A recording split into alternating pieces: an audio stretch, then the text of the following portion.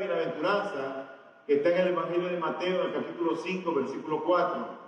Y esa bienaventuranza dice: bienaventurados los que lloran, porque ellos recibirán consolación.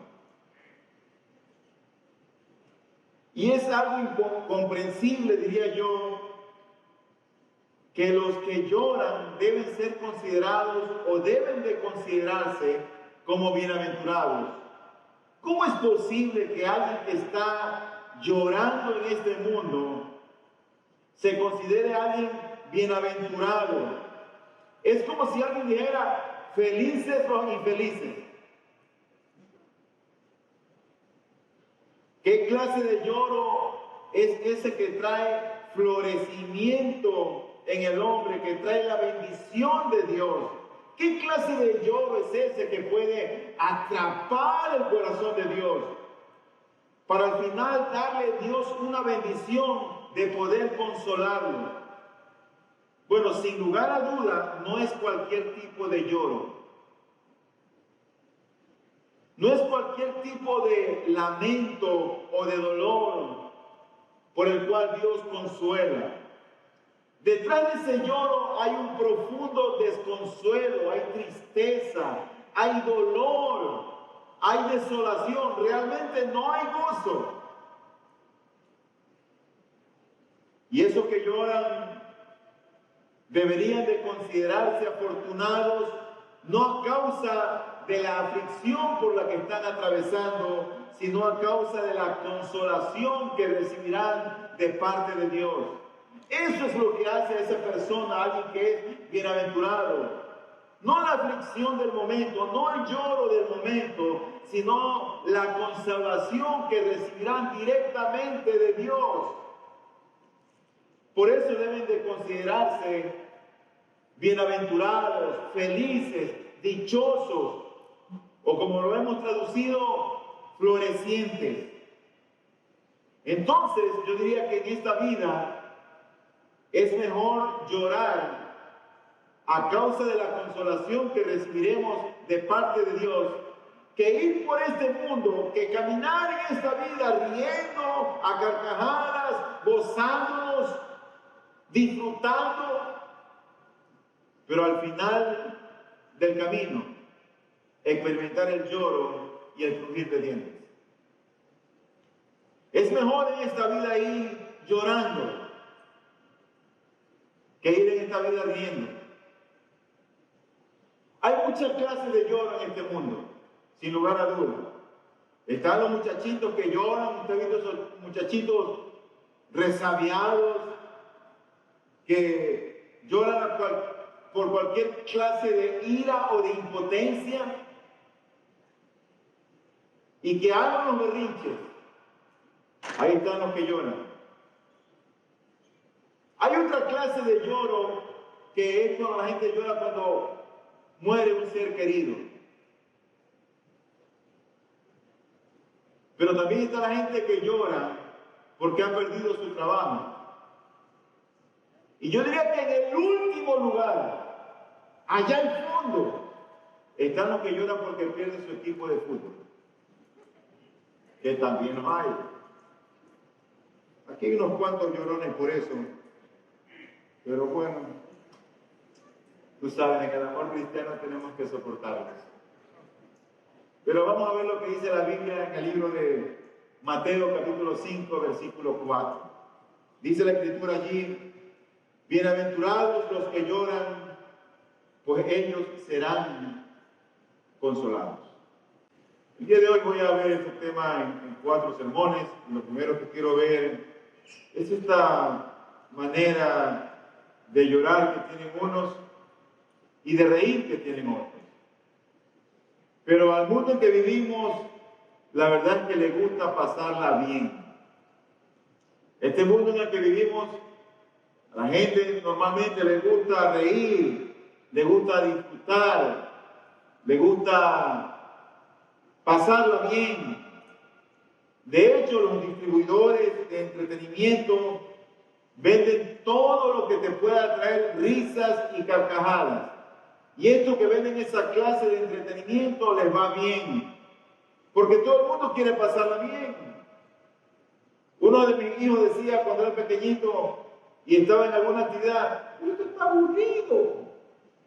Él quería divertirse, él quería pasarla bien.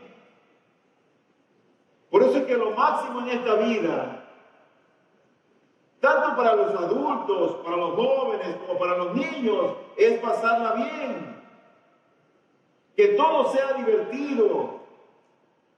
Y el mundo no quiere a gente que se anda lamentando. Porque ellos, los que se lamentan, son tenidos en poco, son hasta a veces considerados como dignos de lástima. Y esto no quiere decir que los cristianos debemos estar llorando siempre. No quiere decir que tenemos que tener una cara larga y llorando.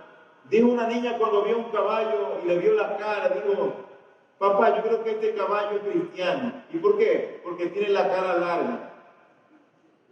Los cristianos no tenemos que andar así en la vida. No tenemos que estar siempre llorosos ni siempre llorando. Pero ahí están, por un lado, los que lloran y también están los que ríen. Y hay una causa de aquellos que ríen porque ríen. Y ahí está también la causa de aquellos que lloran y de por qué lloran.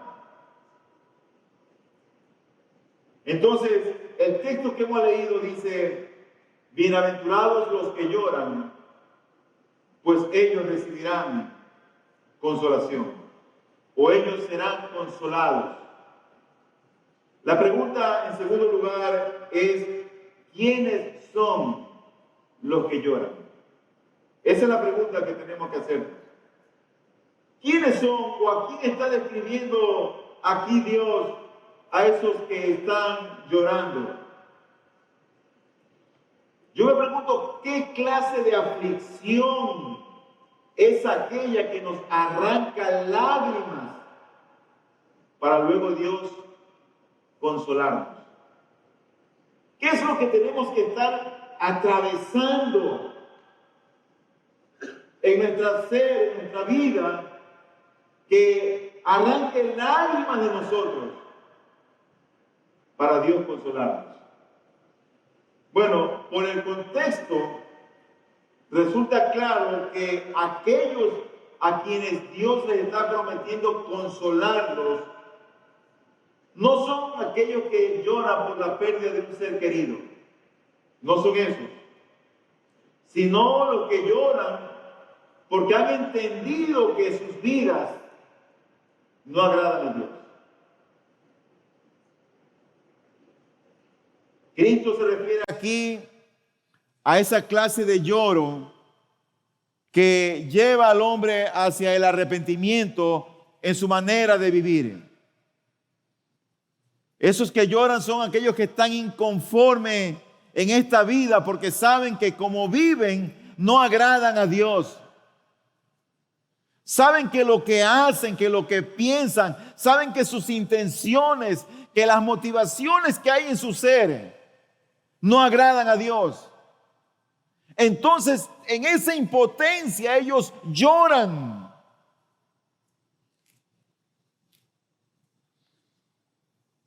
Una cosa es ser espiritualmente pobre y reconocerlo, pero otra cosa es lamentarse y llorar por nuestros pecados.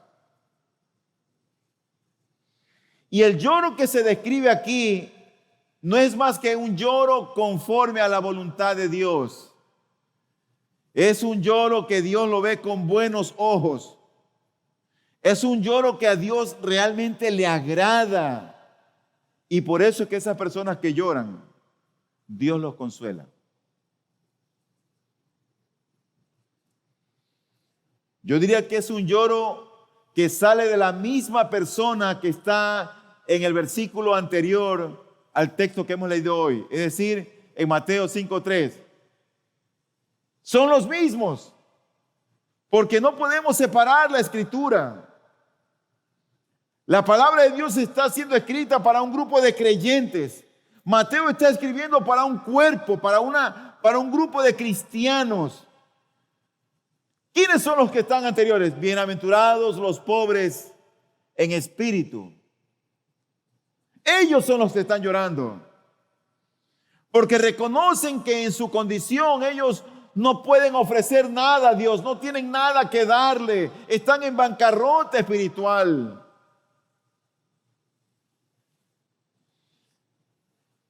Este no es un lloro, en otras palabras, para cualquier tipo de persona. Es para el creyente que es pobre en espíritu.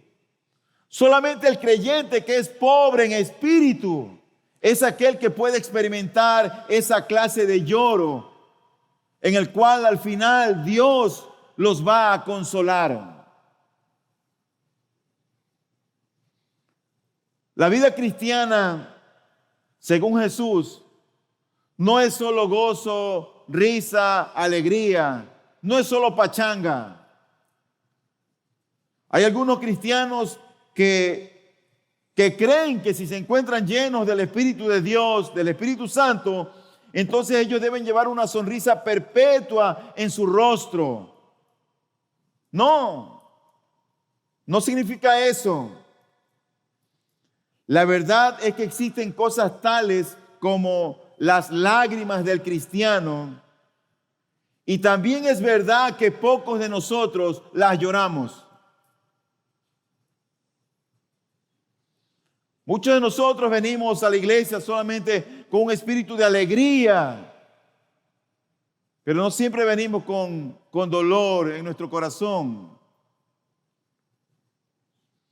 Si tú ves la vida de Cristo, el Señor Jesús lloró por el pecado de otros, lloró por la dureza de Jerusalén. Cuando Él iba a entrar, Él vio la ciudad de lejos y lloró porque sabe que su gente, su pueblo allí, por la dureza en el corazón de ellos, lo iban a traicionar, lo iban a prender. Él lloró por otros.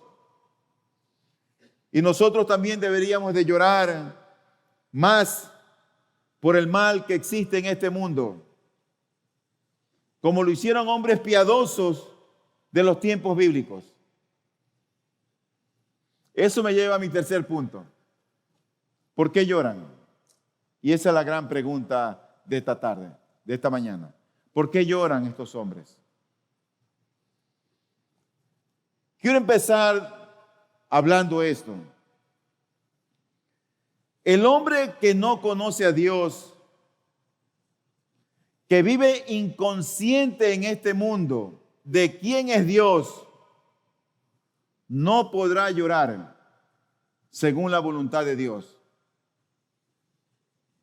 Llorará por situaciones que le pasen en la vida, porque está mal en su matrimonio, porque tiene problemas con los hijos, porque se murió fulano. Pero no va a ser un lloro conforme a la voluntad de Dios. Por lo tanto, el hombre que no conoce a Dios, que vive inconsciente de quién es Dios, no va a poder llorar conforme a la voluntad de Dios. En la Biblia se describe hacia un hombre. Ese hombre era un judío. Era un hombre religioso, pero vivía inconsciente de quién era Dios.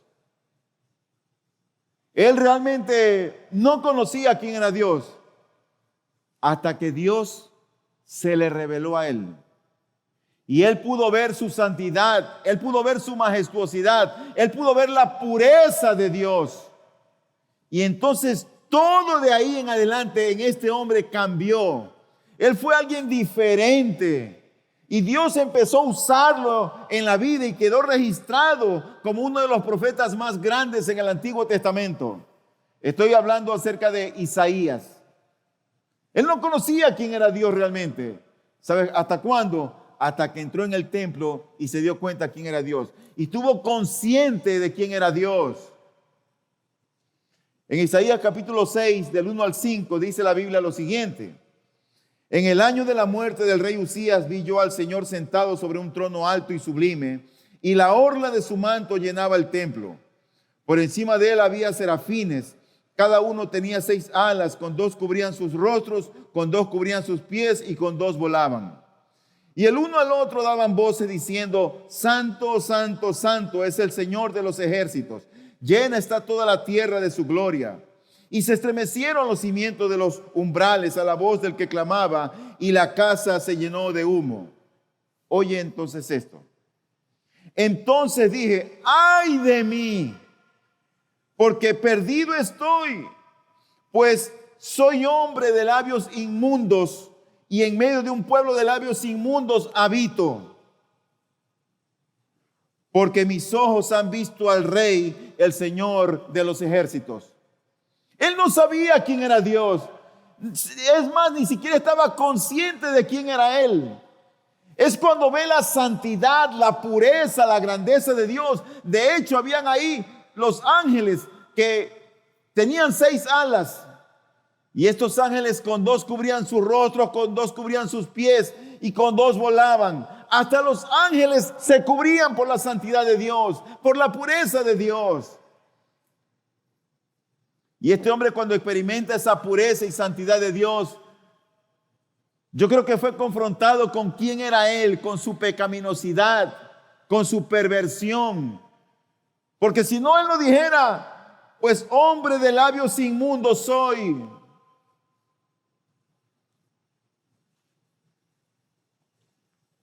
Isaías se lamenta a causa de su condición delante de Dios. Ese lamento, ese llanto, es a causa de esa pobreza de espíritu. Él no tenía nada que ofrecerle a Dios. No estaba en una condición para ponerse al lado de Dios. Y se lamenta. Pero los que lloran aquí en Mateo capítulo 5, yo creo que lloran al menos por 2 causas. En primer lugar, están llorando por ellos mismos. Lloran por ellos mismos.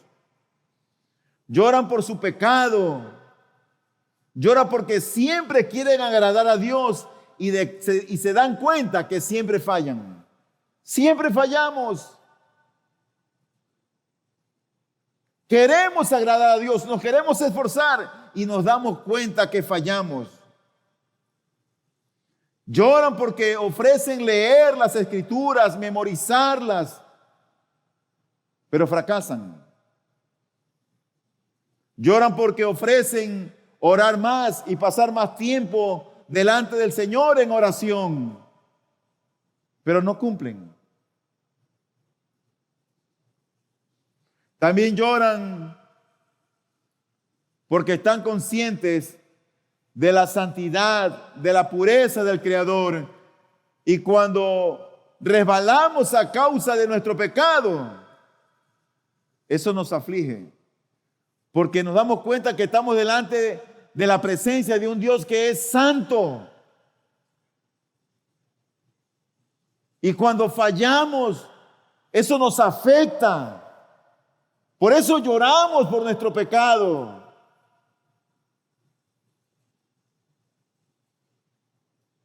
Normalmente hay muchas personas que asisten siempre a las iglesias, pero no todos están conscientes de la grandeza, de la santidad, de la pureza, de la soberanía de Dios. No están conscientes. Van a la iglesia, oyen una predicación, salen, y así se repite constantemente. Entonces, cuando ofendemos a nuestro prójimo, aquellos que no están conscientes de la santidad o la pureza de Dios, cuando ofendemos a nuestro prójimo y por ende ofendemos a Dios, esos que no están conscientes de Dios no se afligen, no lloran, porque no están conscientes de haber ofendido a Dios. Y eso tiene algo de malo. Entonces ven el pecado con liviandad.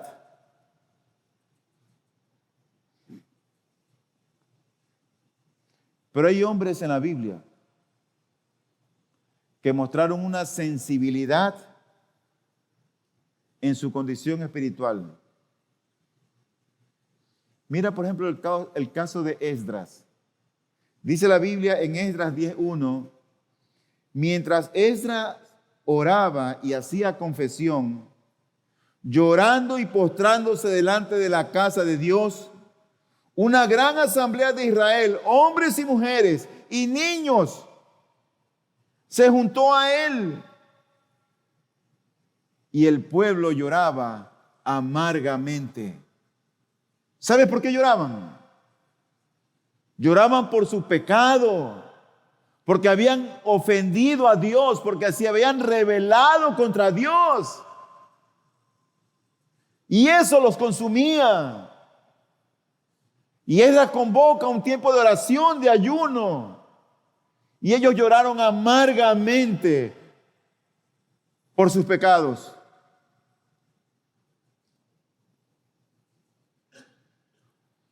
El apóstol Pablo dice en Romanos 7:24, miserable de mí, ¿quién me libertará de este cuerpo de muerte? Estos eran hombres que eran sensibles delante de Dios, ante los ojos de Dios, entendiendo la santidad, la pureza de Dios y conociendo su condición. Pero aquel que no conoce a Dios, cualquier cosa que haga,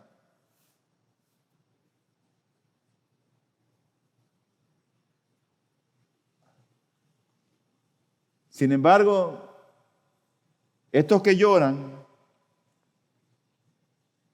no solamente lloran a causa de sus propios pecados, sino que ellos se dan cuenta que están viviendo en ciudades, en pueblos o en naciones donde hay gente que aborrece a Dios, donde hay gente que es enemiga de Dios, y eso también les afecta. No son indiferentes.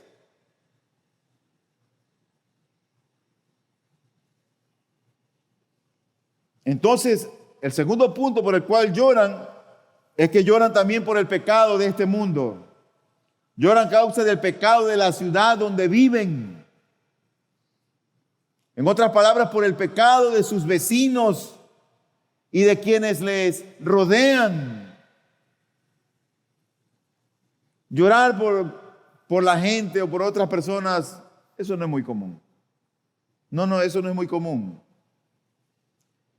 ¿Tú sabes por qué? Porque parece que nos hemos acostumbrado a ver y oír de corrupciones, de secuestros, de homicidios, de violaciones, de abusos.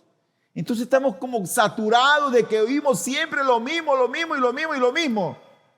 Y llega un momento en que ya no nos afecta. Nos volvemos como, tú sabes, como de lata. No nos afecta el pecado que hay en nuestra ciudad. No nos afecta la injusticia. No nos afectan los secuestros. Nos volvimos cada cual entendiendo lo propio de uno, centrados en nosotros mismos. Ya no nos afecta lo que pasa afuera. Pero el cristiano es sensible al pecado de su pueblo. Es sensible. Porque así nos dejan ver hombres de Dios en las Escrituras.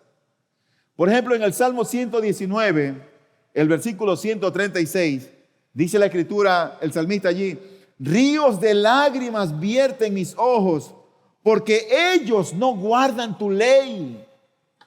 Este hombre estaba profundamente afectado porque vio a sus paisanos enemigos de Dios, que no querían saber nada de Dios.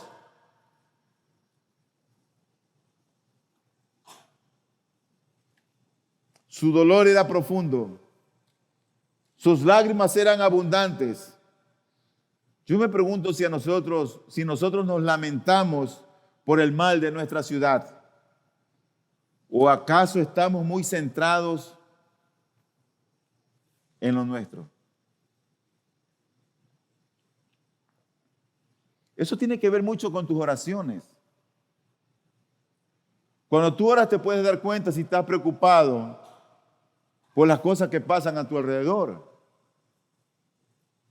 Porque siempre oramos es por lo nuestro, por lo que necesitamos, por mi problema, por mi necesidad. Pero hazte la pregunta cuando tú oras, ¿por quién oras? Si oras por la gente que está en prisión, si oras por los jueces, si oras por los que están en autoridad, ¿por quién oras? Ezequiel es otro. En Ezequiel capítulo 9, versículo 4, dice la Biblia, y el Señor le dijo, pasa por en medio de la ciudad, por en medio de Jerusalén, y pon una señal en la frente de los hombres que gimen y se lamentan por todas las abominaciones que se cometen en medio de ella. Este texto nos deja ver que el Señor tiene en cuenta a los que lloran, a los que se lamentan por el pecado de otros, a quienes tienen dolor por el pecado de su pueblo. El Señor los tiene muy en cuenta. Pero a veces estamos tan centrados en esta pieza que no nos acordamos del que está al lado. Pero no solamente en el Antiguo Testamento vemos esta clase de hombres. El apóstol Pablo era muy sensible al pecado de las ciudades por donde él iba. Y cuando llega a Filipo, él se da cuenta de la clase de personas que allí vivían. Y en Filipenses capítulo 3, versículos 18 y 19, dice la Biblia, porque muchos andan como los he dicho muchas veces, y ahora lo digo aún llorando, que son enemigos de la cruz de Cristo, cuyo fin es perdición, cuyo Dios es su apetito y cuya gloria es su vergüenza, los cuales piensan solo en las cosas terrenales. Él tenía muy claro identificado la sociedad en la que vivía. De hecho, el apóstol Pablo sabía cuál era el Dios de los filipenses, de la ciudad de Filipos. Él sabía de la gloria que ellos perseguían. Y por la manera en que se conducían, él hasta sabía lo que ocupaban sus pensamientos. Él estaba consciente, en otras palabras, de la sociedad en la cual él vivía. Frente a las atrocidades que vemos en nuestra ciudad o en el mundo, nosotros hemos optado por una manera que es casi general de conducirnos. Nos limitamos tan solamente a señalar, a criticar o hablar de eso. Eso es lo que hacemos. Muchas veces vamos un poquito más, lo condenamos. Pero creo que aún debemos llorar por aquellos que deberían llorar y no están llorando porque pasan entretenidos en sus placeres, en sus propios asuntos. Hay muchos que deberían llorar y no están llorando. No están llorando porque están centrados en sus propios asuntos e intereses. ¿Sabe de lo que estoy hablando, no es cierto? Mi hermano, amigo, estoy hablando del reino de Dios.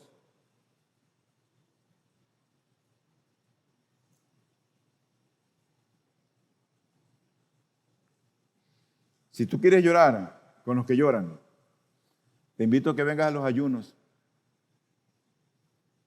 y venga a llorar por tu pecado y por el pecado de otros.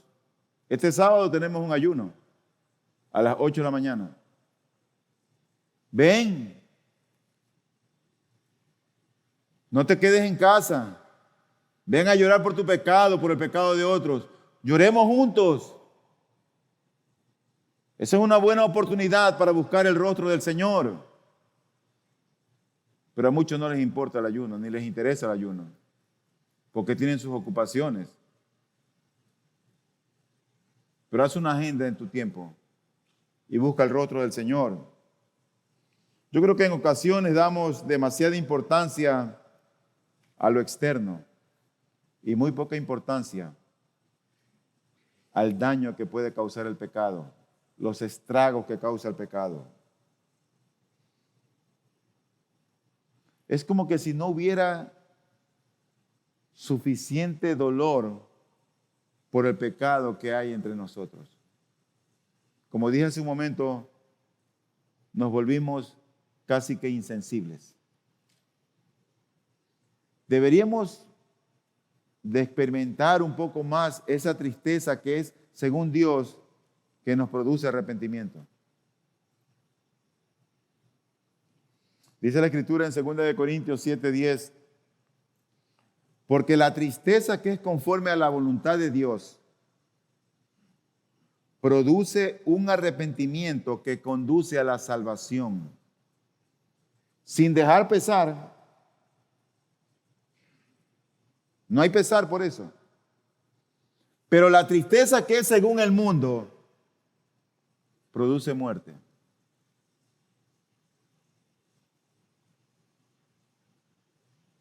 Esto me lleva a mi penúltimo punto, la recompensa de los que lloran. Habiendo entendido lo que la Biblia dice, lo que es el llorar y por qué lloramos, sabemos que el cristiano es alguien que llora por su propio pecado y por el pecado de los que le rodean. Llora por su maldad, por su perversión. Llora porque sabe que no puede agradar a Dios por sí mismo. Por eso llora.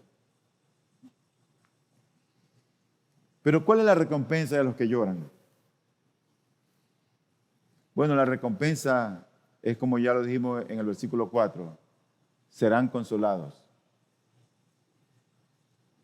Mira, no es que los va a consolar el pastor. Los va a consolar el gran pastor. El buen pastor. No hay consolación ni gozo alguno que puede compararse a los que Dios da al que llora.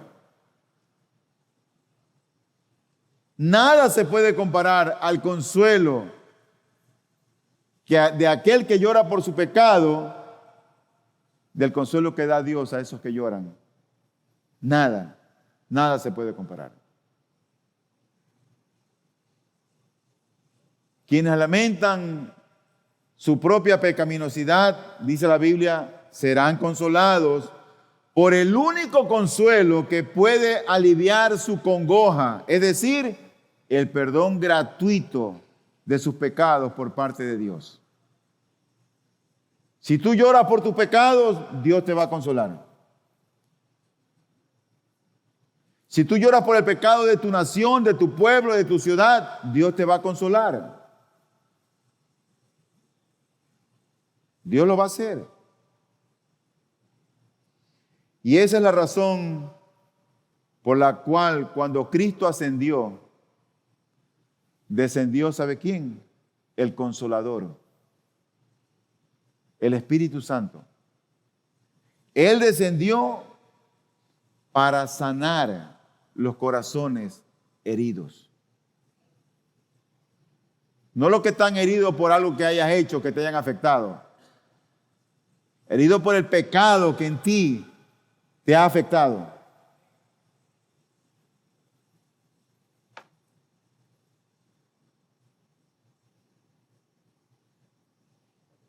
En Isaías capítulo 40, versículo 1 y 2 dice: consuelen a mi pueblo, dice su Dios. Hablen al corazón de Jerusalén y díganle a voces que su lucha ha terminado, que su iniquidad ha sido quitada, que ha recibido de la mano del Señor el doble por todos sus pecados. Dios los ha perdonado, Dios los está bendiciendo. Y Él dice: consuelen a mi pueblo.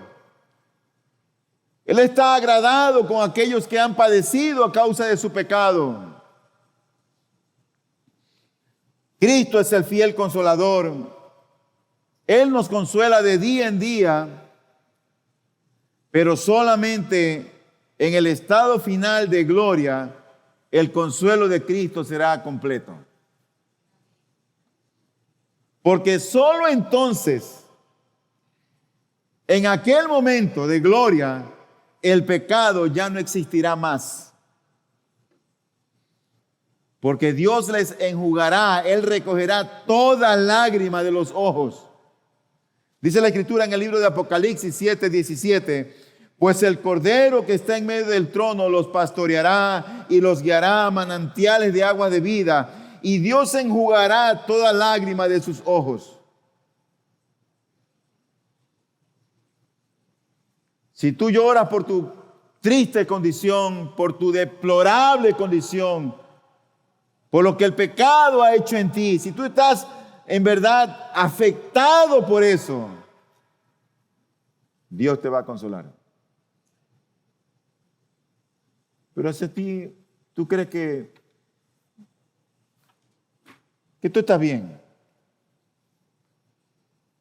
no esperes consuelo de parte de Dios. Por eso que depende de la visión que tú tengas de Dios. La visión de Dios es única.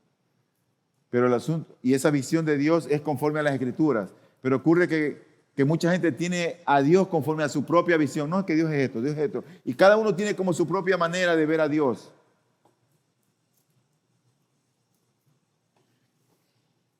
Dice el Salmo 30, versículos 4 y 5. El último texto que leemos. Canten alabanzas al Señor ustedes, sus santos, y alaben su santo nombre, porque su ira es solo por un momento, pero su favor es por toda una vida. El llanto puede durar toda la noche, pero a la mañana vendrá el grito de alegría. Ese es nuestro Dios. ¿Sabes que yo tengo un Dios que consuela? ¿Tú sabes por qué yo lloro a veces? Yo lloro por el pecado de mis hijos. Lloro por mis propios pecados. Lloro por el pecado de algunos de ustedes que tienen matrimonios que me causan dolor y tristeza, que me afectan en verdad. Y no lo digo como queja, que me afectan.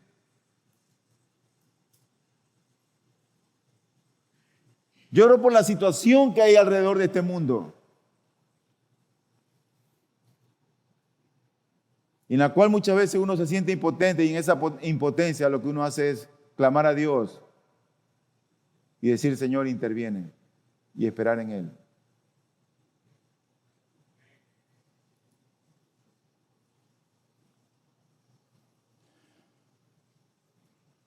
Quiero llegar a unas palabras de aplicación y quiero decir 4 cosas. Si tú nunca has llorado por tu pecado, sería bueno que te examines. Examínate. Porque tal vez, si tú no has llorado por tu pecado, tú no eres un creyente.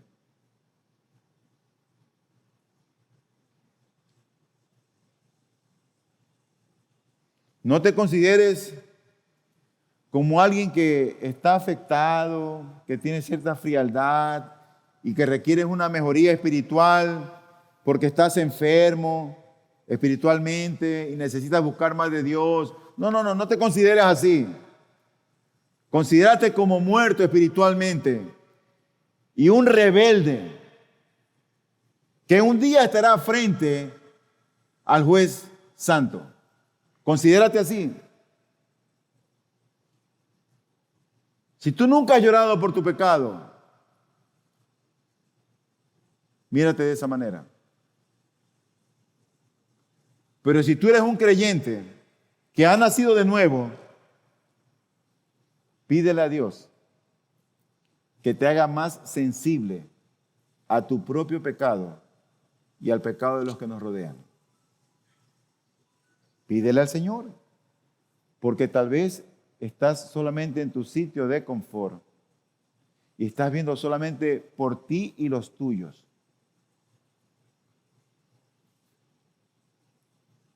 Cuando tienes que ver por el reino del Señor.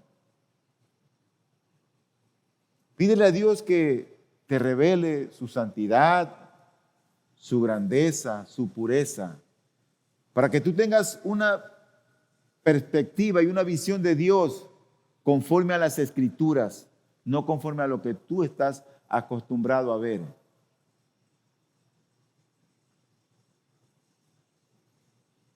Porque todo aquel que ve la pureza de Dios, ¿sabe lo que ve al mismo tiempo? Ve al mismo tiempo su perversión y su miseria.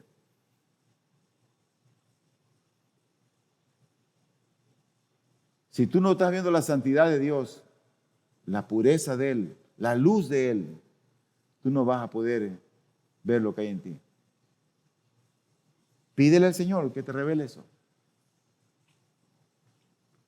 Este próximo sábado, te invito a que derrames tus lágrimas en el tiempo de oración y ayuno que tenemos. Entonces, para terminar, ¿qué debes hacer, amigo?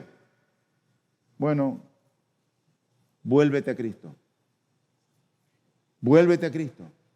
No le des la espalda a Cristo. ¿Cómo?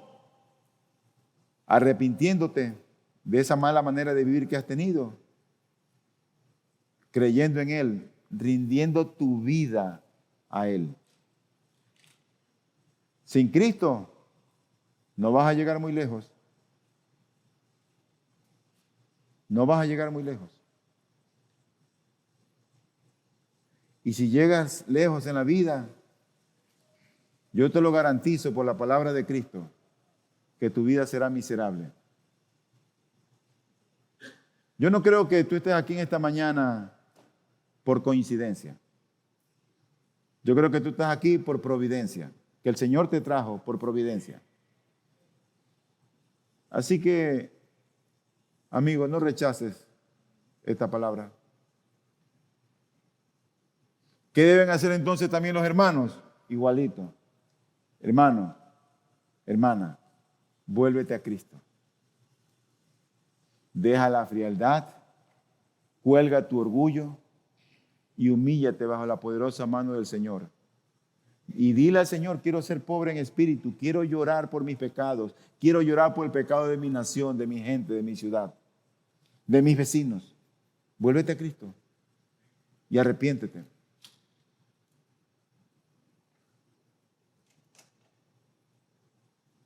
Vamos a orar.